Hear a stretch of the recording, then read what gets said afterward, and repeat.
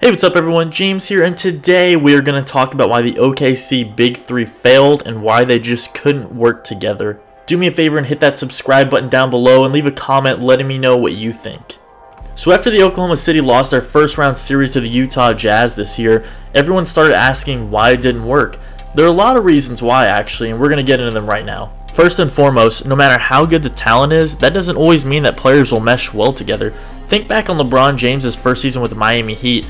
They started off with like a record of 21-18 before they got it together.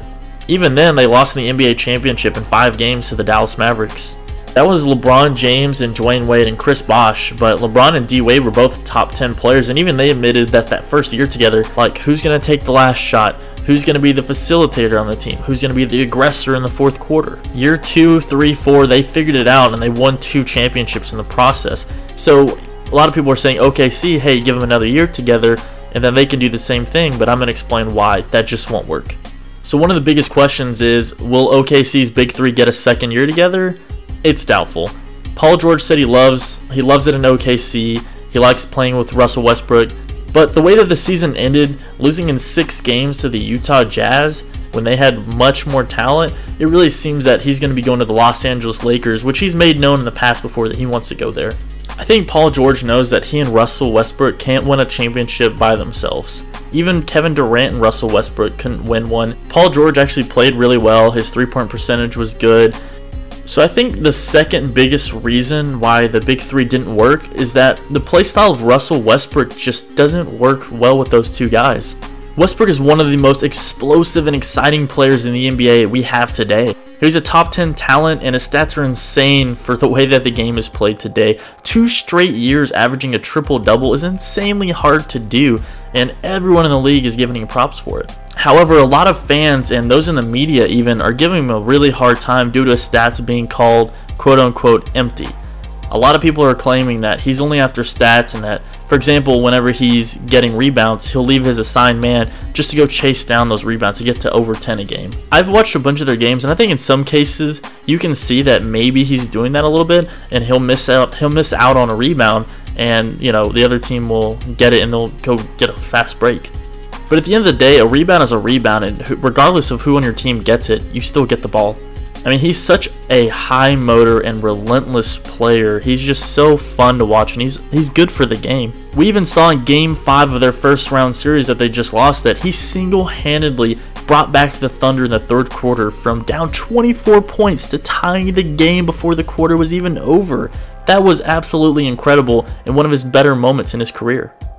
He's gotten to a few Western Conference championships with Kevin Durant, and they even went to one NBA Finals when James Harden was there, but they lost in 5 games to the Miami Heat, and I could make a whole nother video about how they screwed that one up. But the point is, Westbrook just hasn't been able to get it done with another superstar. He can work with another superstar. He's shown that in the past. But for a championship, I don't think so. I'm just not sure how he'll ever get a championship unless he's basically like the third option on a team. He's a volume shooter, and while he gets amazing stats, a lot of the times, I hate to say it, it's in blowout losses or games that aren't really that close. He has the talent, but his play style makes it hard for other stars to just coexist with him. He wants to be the #1 guy and the alpha dog, and that's great sometimes, but it also backfires in a ton of games.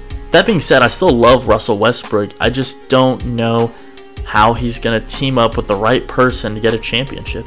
But just like most of y'all are thinking, and to me, the biggest reason it didn't work is because of the play of Carmelo Anthony. This is a guy who many people consider one of the great offensive talents in the entire NBA and one of the greatest of the last 20 years even. He was never a good defensive player, but he always more than made up for that with his offensive skill set. In OKC this year, however, he averaged just 16.2 points per game. That's right, guys. Carmelo Anthony averaged 16 points a game. In his entire 14-year career, he's never scored less than 20.8 points per game. Now, some are attributing this to playing with Paul George and Russell Westbrook, which, that makes sense. I can understand why you would think that, but you got to look a little bit closer. Carmelo Anthony shot a career low 40% from the field. That's a career low for him. That was lower than even his rookie season. Another one a lot of people aren't pointing out, he had a career low in free throw shooting percentage at 76%. He just looked lost this year, guys. I don't want to go as far as saying disinterested, but he definitely is not used to being a third option. He's always been the #1 guy in all of his teams until this year. Playing third fiddle to Westbrook and George had to have something to do with it. He's still a great talent, but this is just not the team for him. He needs the ball in his hands more to create his shots. He's an ISO player. The problem is Westbrook has the ball in his hands the majority of the time, and Melo, as much as he tried, and I think he did try, just couldn't adjust to that. Carmelo just needs to go to another team, one that has a point guard that finds him open shots, or somewhere where he can just have the ball in his hands more to play ISO against other players. He definitely shouldn't be on this team again next year. He might not be the only reason they lost, but he was a giant piece of why it didn't work. Paul George, like I said, he actually played very well, especially in the playoff series against the Jazz, up until that Game 6 loss where he played horrible the first 3 quarters. I mean, honestly, this is just a perfect example of how just throwing talent together doesn't work. You need guys who play well together and can play off of each other. That's why it's so hard to be a general manager in sports, especially in the NBA. You have your top 15 players and then everyone else. You have your superstars and then your all-stars, then your starters, then your role players.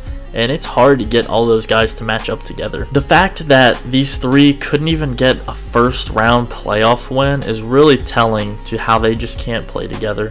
And sure, if they came back for a full season next year, year 2, I'm sure they'd play a little better, but honestly, that's not even a guarantee, and I still don't think they would have any shot at all in the Western Conference. I think Paul George and Russell Westbrook work really well together, and if they came back with a third guy, a third star, that better suited them, I think it's possible they could play really well in the West, but I still don't think it's enough to win an NBA championship. That's one of the issues with having 3 superstars. If they're all offensive-minded players, it's going to be hard to get everyone their shots and to get everyone in a rhythm.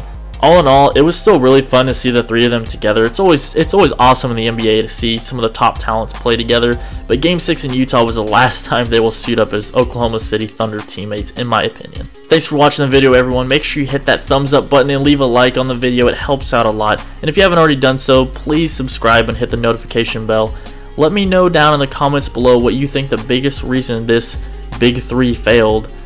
Alright guys, thanks again, and I'll talk to you all next time. Goodbye, everyone.